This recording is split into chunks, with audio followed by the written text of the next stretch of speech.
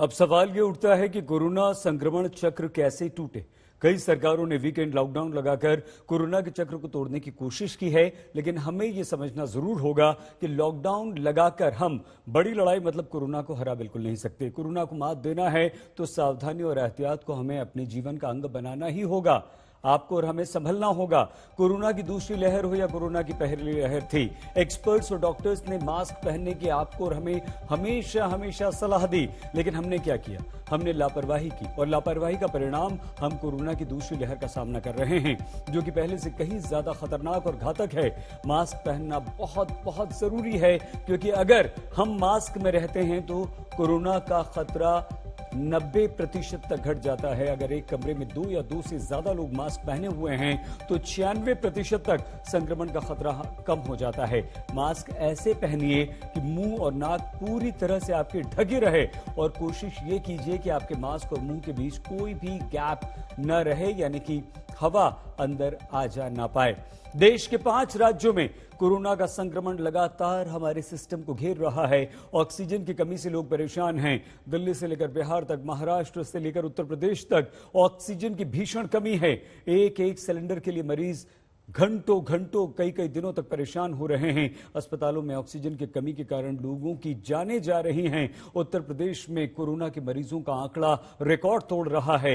एक दिन में 30,000 से ज्यादा केस उत्तर प्रदेश में आए तो पूरे उत्तर प्रदेश में हड़कंप मच गया। गुजरात में सरकार मान रही है कि कोरोना मरीजों की संख्या अस्पतालों की क्षमता से कहीं ज्यादा है। हमारी ग्राउंड रिपोर्ट में आप राज्यों का हाल समझिए।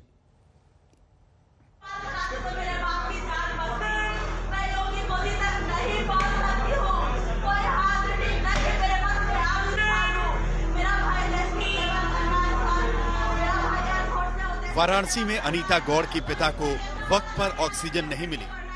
बेटी आखिरी पल की बेबसी पर विलाप कर रही है। रतलाम में ऑक्सीजन की कमी से बुजुर्ग की मौत हो गई। ऑक्सीजन नहीं मिलने से शहडोल में 6 कोरोना मरीजों ने दम तोड़ दिया। लगभग हर शहर में यही मंजर है। शायद ही कभी किसी ने ऐसा सोचा होगा कि देश में सांसों का ऐसा अकाल पड़ जाएगा। ऑक्सीजन की कमी से जूझते नालंदा मेडिकल कॉलेज के सुपरिटेंडेंट ने मुख्यमंत्री नीतीश कुमार से हाथ जोड़कर विनती की है कि उन्हें तुरंत अस्पताल की जिम्मेदारी से मुक्त कर दिया जाए। पटना के अस्पतालों में भी ऑक्सीजन की भारी कमी है। अब संख्या ज्यादा हो गया है और ऑक्सीजन की डिमांड सभी जगह हो गई है। सारे छोटे हॉस्पिटल में भी कोविड के पेशेंट हो गए हैं। गवर्नमेंट हॉस्पिटल में संख्या बढ़ रही है, तो ऑक्सीजन की डिमांड स्वाभाविक है कि 4 गुना 10 गुना हो गया है और उतना प्रोडक्शन हो नहीं पा रहा है। तो जी कितना डिमांड बढ़ गया है ऑक्सीजन? सीधे दुगुना मोटा मोटी बढ़ गया, मान के चलिए दुगुना। हाँ, सिर्फ इस प्लांट का और पीजीएल का, उसका भी सबका बढ़ा हुआ है। सबको जोड़ दिया जाए तो बहुत ज्यादा हो जाता है। कोविड के मरीजों के लिए ऑक्सीजन की भारी कमी हो गई है पटना में, और इसको देखते हुए जितने भी पटना के प्लांट है, पटना में वैसे 3 प्लांट हैं ऑक्सीजन के, उन सबको जिला प्रशासन ने अपने कब्जे में ले लिया है और उसी के अनुसार वितरण भी हो रहा है जिस हॉस्पिटल को जितनी जरूरत है। दिल्ली के एक निजी अस्पताल में ऑक्सीजन की कमी हुई तो दिल्ली पुलिस की निगरानी में ऑक्सीजन के सिलेंडर पहुंचाए गए। करीब 35 मरीजों की जान बच सकी।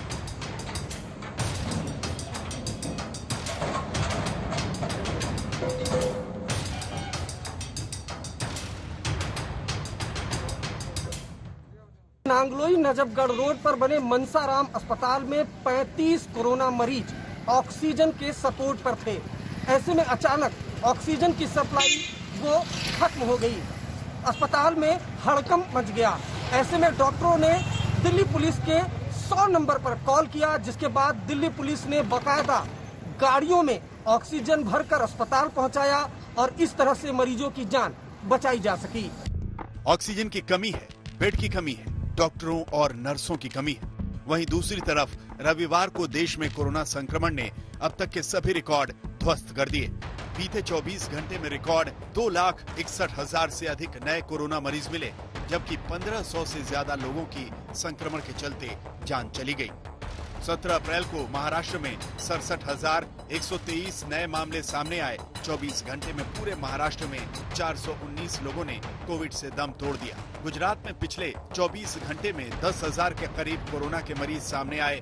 97 लोगों की मौत हुई है। यूपी में एक दिन में रिकॉर्ड कोरोना केस 30,596 तक पहुंच गया। वहीं 129 मरीजों की मौत भी हुई। अकेले लखनऊ में ही हर रोज 6,000 से ज्यादा केस सामने आ रहे हैं। कोरोना को हराने का एक और तरीका है सही समय पर टेस्ट करवाए जाएं ताकि मरीजों की पहचान हो सके और ट्रेसिंग भी हो सके। लेकिन कोरोना वायरस छुपा हुआ एक बहरूपिया है। इसके नए नए स्ट्रेन लोगों को धराशाही कर रहे हैं और वो भी चुपचाप। वायरस शरीर में है लेकिन टेस्ट नेगेटिव आ रहा है। यहां खबर की पूरी पिक्चर क्या है ये भी आप समझिए और देखिए।